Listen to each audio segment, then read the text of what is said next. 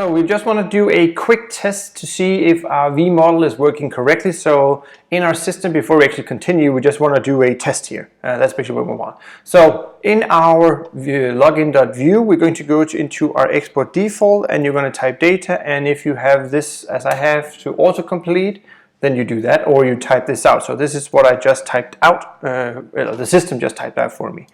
What I want to do first is I just want to return in our email, so our V model has somewhere to store information from up here, right? Right now they're just kind of floating and not being stored anywhere, so we can't use them. So I'm just going to do one for each of these. So one for email and one for password. Great, so now they're stored, and if you go to your console log over here, you can see I had an error before because I didn't actually have anywhere to store.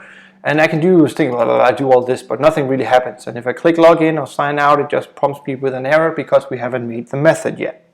All right, no problem. So what we're going to do is we're going to create the first method, and we do that after the data here. So type methods and autocomplete, or this is what's just been completed. And then I'm going to create the sign in first here. So the function or the method for this is what we're going to do. But before I do that, I just want to do a quick console log to test the actual information. So test user login info, right? Something like this. And then I'm going to, first part is going to be a string, and then I'm going to do a comma separator to actually attract the data. So I want to have email printed, and I want to have password printed. Now this will give me an error, but we'll fix that in a moment. So I want to print those and those. So I wanted to see if I do this, I want them to be over here, right? But now its email is not defined. That's because we're not inside the scope. So if you remember, what that means is we have to put something in front of email and password.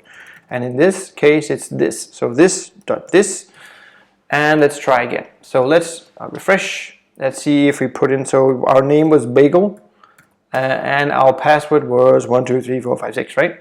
So log in, and now we can see test user login is Bagel and this information. So we know this is now working. Cool.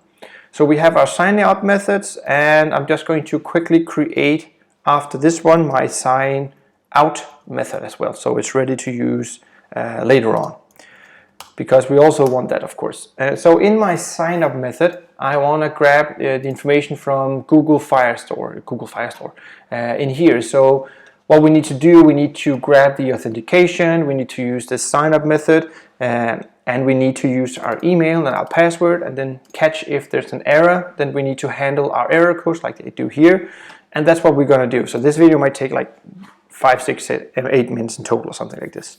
But first thing we want to do is we want to grab the, first thing we want to do is we want to actually do something else.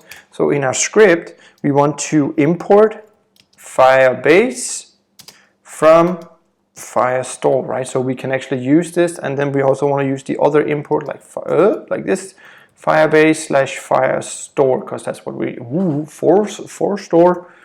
So like this. So hopefully you don't have an error. Great. So there's an error. Import firebase. It's just defined, but we're never using. That's okay. Whew. So in this one, now we can continue with the other part. I was wondering because I didn't get a completion here. So we want to do firebase, and then we want to use auth like this, and then we want to, just like here, have sign in with email and password. And you can copy this and paste it in, so you make sure you don't do an error. But remember, not a capital S, capital I, capital. Remember all the capitals here. And this is also a function or a method here we're going to call. So in this one is where we want to grab the email and password. But as I just showed you in your console log, we can't just type in email. We need to use this keyword because we're not inside the scope right now. And the other one we want to grab is this password. So those are the two things we want to test, right? The things we input into our field here, we want to test them to our, where did they go? Here. So we want to test to make sure that they're the same as this one here, right? That's our goal in this one. So now we have these things, and then we want to use something called a promise, a then promise. And inside this, maybe I should, it's all right, I don't have to zoom. So inside the parentheses, you're going to make another parentheses, and then the fat arrow notation, which indicates our function. it's basically what's here, right? So like this. It's very similar to this one. So inside this, we want to, if we're signing in with this, we're going to send the user by using this router. So we can grab outside the scope the router, and then we can send them to our place, and that is going to be the admin place. So if our login is successful, we send them to the admin page, right? Instead of like continue to being on the login page. That doesn't make sense. So if we're successful, send the user to the admin page. Great. So that's the first one. And then they have an error or a catch here. And in this one, we're going to, if we have errors, we're going to help the system figure out what the actual error is. And we created like this. So catch.catch right after this one. We can do it in one line if you want to. .catch, then function, and then the parameter we pass in is a error.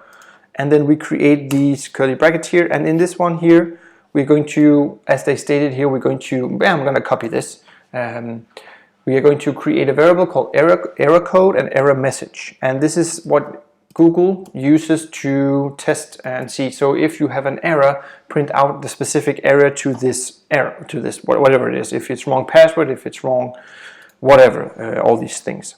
All right, in this, and we're actually not done. I want to add a little bit more to this one. I want to do an extra test here. So we want to say if error code equals, this specific one is from Firebase, wrong password. We are going to do something with this one, right?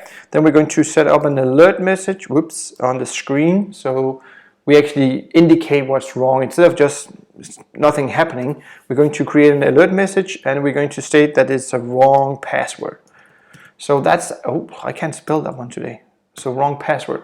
So this will actually test to see if we punched in the wrong password and then indicate an error here. All right, after this, we're going to create an else statement. Let's do it correctly with those curly brackets. If I can, there we go. And else we're just gonna call the alert message. So this will just, if there's like a user doesn't exist thing, it's going to print that one out and like this. Error message, there we go. Sweet. So let's try at the end of this, just do a console log to check everything. So let's print out the error once we're done. So let's click save, and if you don't have any errors other than maybe, that one is all right. Like me, let's click save, go to our bagel shop here, and let's hit refresh. So let's first type in something that's wrong. So this is wrong, right?